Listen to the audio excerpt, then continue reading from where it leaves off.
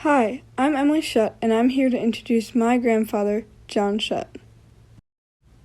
I have always been amazed by his automotive skills and hope that I can one day be a part of that too, specifically being able to ride in the car that I'm about to explain to you. My grandfather, John Schutt, bought an old kit from an estate over 6 years ago, which was part of a Classic Motor Carriage's Cobra completions kit.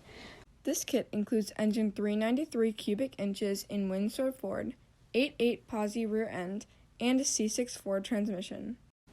Unfortunately, he did suffer a heart attack during the COVID period, which has made him unable to complete it. Along with that, his son, who is also my father, struggles with MS, lives over 2 hours away, and lacks the automotive skills needed to help him complete this car.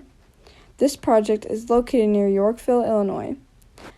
Here's what the car may look like when it's all finished. As a new driver, I would really be interested in either driving it or just getting to ride along. My grandfather is an incredible guy who would really appreciate the completion of this kit. Thanks.